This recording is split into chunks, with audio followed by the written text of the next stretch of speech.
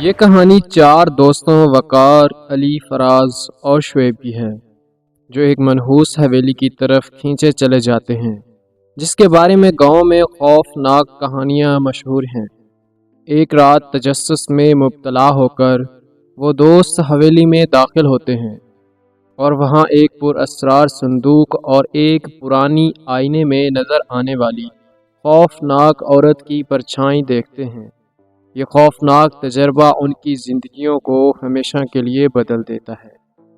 السلام علیکم دوستو، امید کرتا ہوں سب لوگ خیریت سے ہوں گے اور جہاں ہوں گے خوش ہوں گے۔ اللہ تعالیٰ آپ کو ہمیشہ ایسے ہی خوش رکھے، صحت والی لمبی عمر دے اور زندگی میں کبھی بھی کسی کا محتاج نہ کرے۔ جتنے لوگ پریشان ہیں اللہ تعالیٰ ان کی پریشانیاں دور فرمائے۔ جتنے لوگ اس دنیا سے رخصت ہو چکے ہیں اللہ تعالیٰ ان کے درجات بلند فرمائے اور ان کی بخشش فرمائے اور ہمارا بھی ایمان پر خاتمہ فرمائے، آمین۔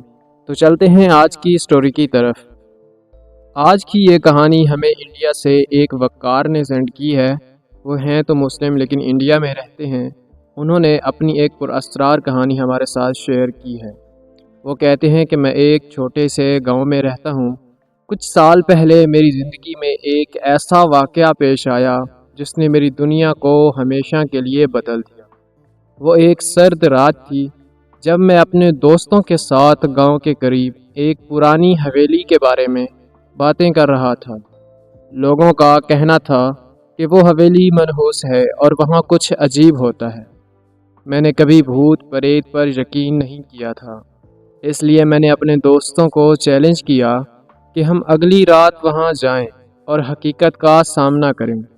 اگلی رات ہم چاروں دوست، میں، فراز، علی اور شعیب حویلی پہنچے۔ باہر کا ماحول بے حد سنسان تھا اور درختوں کے سائے عجیب شکلیں بنا رہے تھے۔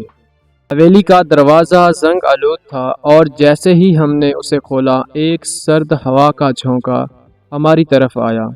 اندر اندھیرا تھا لیکن ہم نے اپنے موبائل فون کی روشنیوں سے راستہ بنایا۔ ہم اندر داخل ہوئے اور حویلی کی مختلف کمروں کا جائزہ لینے لگے۔ ہر جگہ پرانی چیزیں اور ٹوٹے پھوٹے فرنیچر تھے لیکن سب کچھ نارمل تھا۔ ایک کمرہ ایسا تھا جہاں داخل ہوتے ہی ایک عجیب سا احساس ہوا۔ ایسا لگا جیسے کوئی ہمیں دیکھ رہا ہو۔ ہم سب نے ایک دوسرے کی طرف دیکھا لیکن کوئی کچھ نہ بولا۔ ہم نے کمرے کی تلاشی لی اور وہاں ایک پرانا صندوق ملا۔ علی نے صندوق کھولنے کی کوشش کی لیکن وہ بہت بھاری تھا۔ ہم نے فیصلہ کیا کہ ہم واپس آ کر کچھ سامان لائیں گے تاکہ اسے کھول سکیں۔ ہم حویلی سے باہر آئے اور اپنے اپنے گھروں کو چلے گئے، لیکن اس رات میں ٹھیک سے سو نہیں سکا۔ مجھے بار بار وہ کمرہ اور صندوق یاد آ رہا تھا۔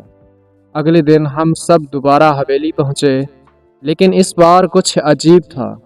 حویلی کا دروازہ کھلا ہوا تھا حالانکہ ہم نے کل اسے بند کیا تھا۔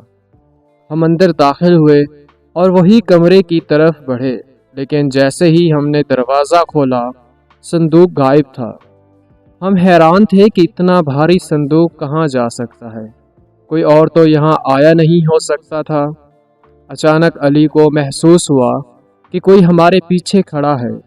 جب ہم نے مڑ کر دیکھا تو وہاں کوئی نہیں تھا۔ ہم سب خوف زدہ ہو گئے تھے لیکن پھر بھی ہم نے حوصلہ برقرار رکھا اور کمرے کی مزید اندر جانے کا فیصلہ کیا۔ کمرے کے پیچھے کی دیوار پر ایک پرانا آئینہ تھا۔ جیسے ہی شعیب نے آئینے کو چھوا آئینے میں سے ایک عورت کی پرچھائی دکھائی دی۔ ہم سب نے وہ پرچھائی دیکھی اور فوراً کمرے سے باہر بھاگے۔ ہمیں سمجھ نہیں آ رہا تھا کہ یہ سب کیا ہو رہا ہے۔ حویلی سے باہر آ کر ہم نے فیصلہ کیا کہ اب کبھی اس جگہ واپس نہیں آئیں گے، لیکن یہ سب اتنا آسان نہیں تھا۔ اگلے دن میرے ساتھ عجیب و غریب واقعات شروع ہو گئے۔ رات کو سوتے ہوئے مجھے وہی عورت خواب میں نظر آنے لگی۔ میں نے علی اور شعیب کو بتایا تو وہ بھی حیران رہ گئے کیونکہ وہ دونوں بھی اسی خواب کا شکار تھے۔ ہم تینوں نے فراز سے بات کی لیکن اس نے کہا کہ اسے کوئی خواب نہیں آیا اور وہ ان سب باتوں کو مذاق سمجھ رہا تھا۔ چند دن گزرے اور ایک رات فراز بھی بہت خوف زدہ حالت میں ہمارے پاس آیا۔ اس نے بتایا کہ اسے بھی وہی عورت خواب میں نظر آئی۔ اب ہمیں یقین ہو چکا تھا کہ کچھ غلط ہے اور یہ سب حویلی کے ساتھ جڑا ہوا ہے۔ ہم نے گاؤں کے بزرگوں سے اس حویلی کے بارے میں پوچھا تو انہوں نے بتایا کہ وہاں کئی سال پہلے ایک عورت کو قتل کیا گیا تھا۔ کہا جاتا ہے کہ وہ عورت بدروح بن چکی ہے اور اس کا انتقام لینے کے لیے وہ حویلی میں رہتی ہے۔ یہ سن کر ہمارے رونگٹے کھڑے ہو گئے۔ ہم نے فیصلہ کیا کہ ہم گاؤں کے مولوی صاحب سے مدد لیں گے۔ مولوی صاحب نے ہمیں کچھ آیات پڑھنے کو دیں اور کہا کہ ہم کسی بھی حال میں دوبارہ اس حویلی کے قریب نہ جائیں۔ ہم نے ان کی بات مان لی اور کچھ دنوں تک سب کچھ ٹھیک رہا، لیکن پھر ایک دن علی غائب ہو گیا۔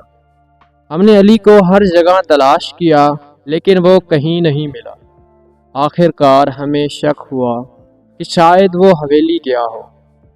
ہم تینوں دوست فوراً حویلی کی طرف بھاگے، لیکن جب ہم وہاں پہنچے تو ہمیں حویلی کے اندر سے علی کی چیخیں سنائی دیں۔ ہم جلدی سے اندر داخل ہوئے اور کمرے کی طرف بڑھے جہاں ہم پہلے گئے تھے۔ علی وہیں زمین پر بے ہوش پڑا تھا۔ ہم نے علی کو وہاں سے نکالا لیکن اس کی حالت بہت خراب تھی۔ وہ کچھ بول نہیں رہا تھا، صرف خوف زدہ نظر آ رہا تھا۔ مولوی صاحب کو بلایا گیا اور انہوں نے کچھ دم کیا، لیکن علی کی حالت دن بدن خراب ہوتی گئی۔ علی اکثر نیم بے ہوشی کی حالت میں وہی عورت کا نام لیتا تھا جو ہمیں خواب میں نظر آتی تھی۔ ہمیں سمجھ نہیں آ رہا تھا کہ کیا کریں، لیکن پھر ایک دن مولوی صاحب نے کہا کہ ہمیں اس عورت کی روح کو سکون پہنچانا ہوگا۔ انہوں نے بتایا کہ اس عورت کی قبر گاؤں کے پرانے قبرستان میں ہے اور ہمیں وہاں جا کر دعا کرنی ہوگی۔ ہم چاروں دوست مولوی صاحب کے ساتھ قبرستان پہنچے۔ وہاں اس عورت کی قبر پر فاتح خوانی کی گئی۔ جیسے ہی دعا مکمل ہوئی، ہمیں ایک عجیب سی روشنی قبر کے ارد گرد نظر آئی اور پھر سب کچھ پرسکون ہو گیا۔ اگلے دن علی کی حالت بہتر ہونا شروع ہو گئی۔ وہ آہستہ آہستہ واپس اپنی نارمل زندگی کی طرف لوٹ آیا۔ ہم نے اس واقعے کے بعد حویلی کی طرف جانا چھوڑ دیا اور کبھی اس بارے میں بات بھی نہیں کی، لیکن آج بھی جب میں رات کو اکیلا ہوتا ہوں تو کبھی کبھی مجھے ایسا لگتا ہے کہ وہ عورت اب بھی کہیں قریب ہی ہے۔ تو دوستو، امید کرتا ہوں آپ سب کو آج کی یہ سٹوری پسند آئی ہوگی۔ میری دعا ہے کہ اللہ تعالی ہم سب کو ان مخلوقات سے محفوظ رکھے، آمین۔ آخر میں ہمیشہ کی طرح ایک ہمبل ریکویسٹ ہے کہ اگر سٹوریز پسند آ رہی ہیں تو لائک، شیئر اور سبسکرائب ضرور کر دیا کریں، اور کمنٹ میں ہمیں ضرور بتایا کریں کہ آپ ہمیں کس شہر سے سن رہے ہیں۔ اور اگر آپ کے پاس بھی کوئی ایسی مسٹیریس، ہاریبل، ٹیریفائنگ سٹوری موجود ہے جو بالکل جینوئن ہے تو ہم سے مکمل ڈیٹیل کے ساتھ شیئر کریں، ہم انہیں ضرور نریٹ کریں گے۔ شکریہ۔